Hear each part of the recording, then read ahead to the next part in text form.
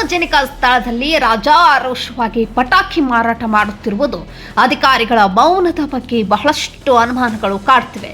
ಸರ್ಕಾರಿ ನಿಯಮಗಳನ್ನು ಗಾಳಿಗೆ ತೂರಿ ಸಾರ್ವಜನಿಕರು ಓಡಾಡುವ ಸ್ಥಳದಲ್ಲಿ ರಾಜಾರೋಷವಾಗಿ ಪಟಾಕಿ ಮಾರಾಟ ಮಾಡುತ್ತಿದ್ದರು.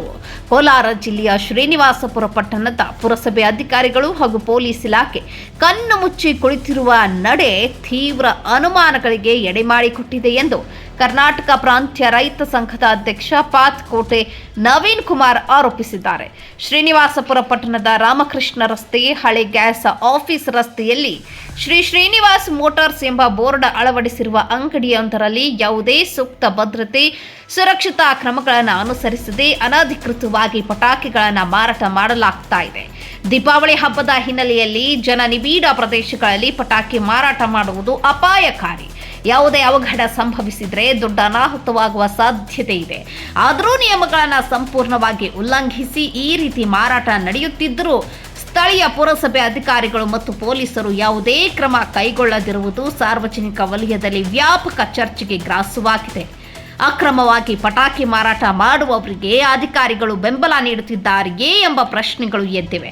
ಸಾರ್ವಜನಿಕ ಸುರಕ್ಷತೆಯ ದೃಷ್ಟಿಯಿಂದ ಸಂಬಂಧಪಟ್ಟ ಇಲಾಖೆಗಳು ತಕ್ಷಣ ಸ್ಥಳಕ್ಕೆ ಭೇಟಿ ನೀಡಿ ಅಕ್ರಮ ಪಟಾಕಿ ಮಾರಾಟವನ್ನು ತಡೆಗಟ್ಟಿ ನಿಯಮ ಉಲ್ಲಂಘಿಸಿದವರ ವಿರುದ್ಧ ಸೂಕ್ತ ಕಾನೂನು ಕ್ರಮ ಜರುಗಿಸಬೇಕೆಂದು ಸ್ಥಳೀಯರು ಆಗ್ರಹಿಸಿದ್ದಾರೆ.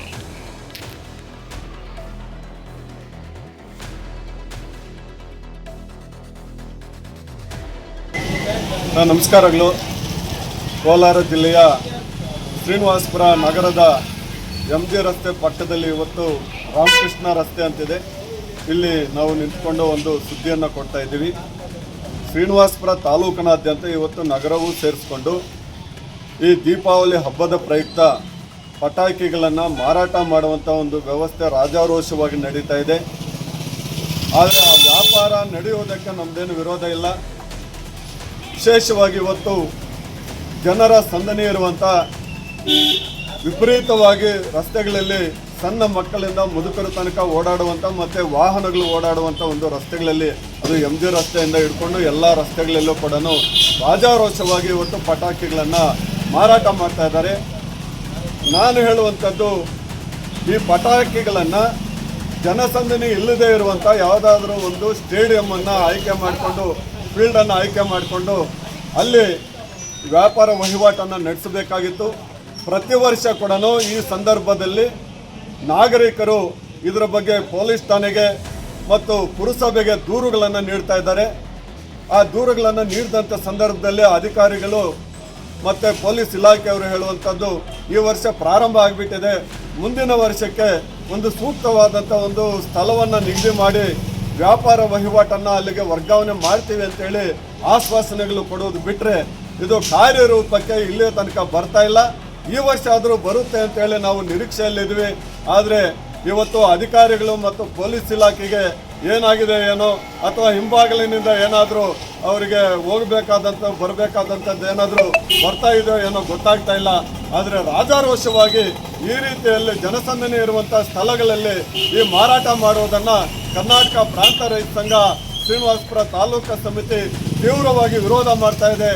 ಈ ಕೂಡಲೇ ಸಂಬಂಧಪಟ್ಟ ಅಧಿಕಾರಿಗಳು, ಪೊಲೀಸ್ ಇಲಾಖೆ ಮತ್ತು ಪುರಸಭೆ ಅವರು ಎಚ್ಚೆತ್ತುಕೊಂಡು ನಾಳೆಯಿಂದಲೇ ಈ ವ್ಯಾಪಾರ ವಹಿವಾಟವನ್ನು ಜನಸಂದಣಿ ಇಲ್ಲದೆ ಇರುವಂಥ ಒಂದು ಜಾಗಕ್ಕೆ ವರ್ಗಾವಣೆ ಮಾಡಬೇಕು ಅಂತೇಳಿ ನಾವು ಒತ್ತಡವನ್ನು ತರ್ತಾ ಇದ್ದೀವಿ.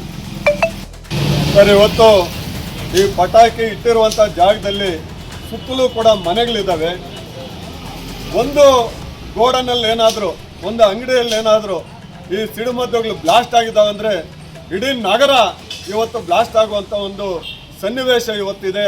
ಅದಕ್ಕಾಗಿ ಈಗ ಬೇರೆ ಬೇರೆ ನಗರಗಳಲ್ಲಿ ಸ್ಫೋಟ ಆಗಿದ್ದಂಥ ಸಂದರ್ಭದಲ್ಲಿ ಎಷ್ಟು ಅನಾಹುತಗಳಾಗಿದ್ದಾವೆ ಅಂತೇಳಿ ಪತ್ರಿಕಾ ಮತ್ತು ಮೀಡಿಯಾಗಳ ಮುಖಾಂತರ ಎಲ್ಲರೂ ಕೂಡ ಗಮನಿಸ್ತಾ ಇದ್ದೀರಿ. ಇದನ್ನು ಇವತ್ತು ತಡೆಯಬೇಕಾದ್ರೆ ಸೂಕ್ತವಾದಂಥ ಸ್ಥಳಕ್ಕೆ ಇದನ್ನು ವರ್ಗಾವಣೆ ಮಾಡಬೇಕಾಗಿದೆ ಸರ್. ಈಗ ಉದಾಹರಣೆಗೆ ಪಕ್ಕದ ಚಿಂತಾಮಣಿ ತಾಲೂಕಾಗಿರ್ಬೋದು, ಕೋಲಾರ ಆಗಿರ್ಬೋದು, ಇಲ್ಲಿ ಬೇರೆ ಬೇರೆ ಕಡೆ ನಗರಸಭೆ ಮತ್ತು ಪೊಲೀಸ್ ಇಲಾಖೆಯವರು ಪ್ರತ್ಯೇಕವಾದಂಥ ಒಂದು ಸ್ಥಳವನ್ನು ನಿಗದಿ ಮಾಡಿ ಅಲ್ಲಿ ವ್ಯಾಪಾರ ವಹಿವಾಟವನ್ನು ಮಾಡಲಿಕ್ಕೆ ಸ್ಥಳಾವಕಾಶ ಮಾಡಿಕೊಟ್ಟಿದ್ದಾರೆ. ಇಲ್ಲೂ ಕೂಡ ಆ ರೀತಿಯಾದಂಥ ಅವಕಾಶವನ್ನು ಮಾಡಿಕೊಡ್ಬೇಕು ಪೊಲೀಸ್ ಇಲಾಖೆ ಮತ್ತು ಪುರಸಭೆಯವರು ಅಂತೇಳಿ ನಾವು ಒತ್ತಾಯವನ್ನು ಮಾಡ್ತಾ ಇದ್ದೀವಿ. ನಿರಂತರ ನಿಮ್ಮ ಮಂದಿ, ಜನಸೇನಾ ಕರ್ನಾಟಕ ಟಿವಿ.